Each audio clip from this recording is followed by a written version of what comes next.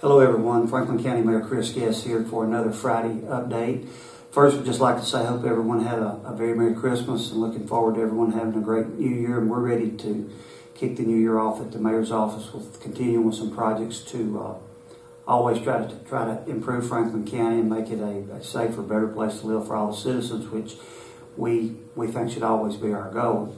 One thing we would like to cover this morning, just kind of recap the year in 2023, and something I would really like to hit on is the amount of money we were able to obtain through grants this year.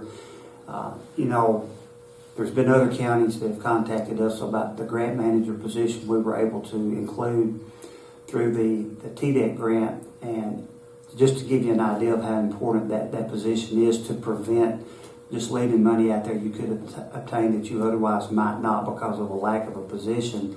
In 2023, we were able to secure around $7.5 million for Franklin County.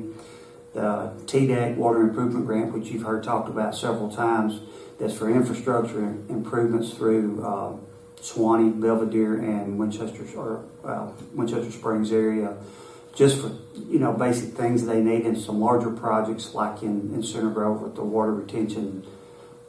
Those type things. So, that's something the county probably could not have done, obviously without a tax increase, have we not been able to secure that grant. So that was very important.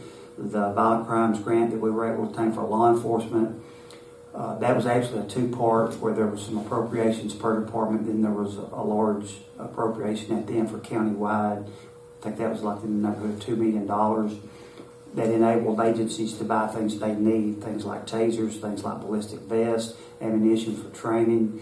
Now we're looking at license plate readers for investigative purposes across the county, but I'll leave the law enforcement community to talk more about that. But the basic idea is what it allows them to do is purchase things that makes them able to do their job more effectively and obviously keep them safer, which is always the ultimate goal.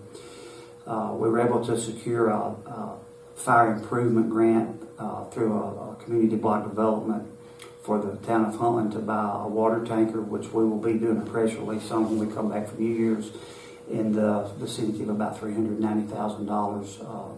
So that was the intent when we applied for that grant. That's what we always intended to use that money for. So hopefully that will allow Huntland Fire Department to even provide a better service than they do now to the citizens down there that they provide coverage to. That's always a main goal.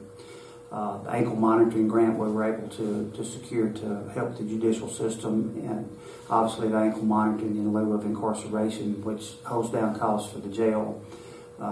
Anywhere you can try to be frugal and save money in the budget, that's always a good thing.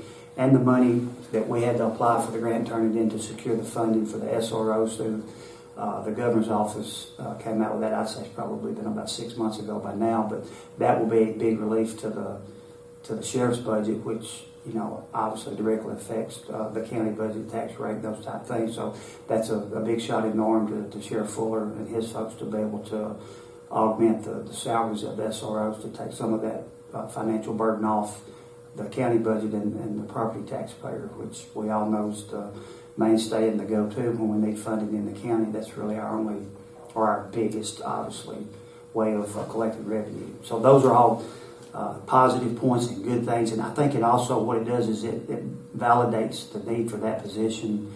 If you take the salary benefits of a grant writer position, subtract it from $7.5 million, I think you find that the county is getting a win, and it's a financial no-brainer to have that position to secure that kind of funding year in, year out that you probably otherwise wouldn't be able to do. So that's good news. So just wanted to kind of run over that with you a little bit. And once again, hope everybody had a Merry Christmas. Hope everybody has a safe and happy New Year. And we will be back in the office Tuesday of next week, ready to go back to work for Franklin County. Thank you.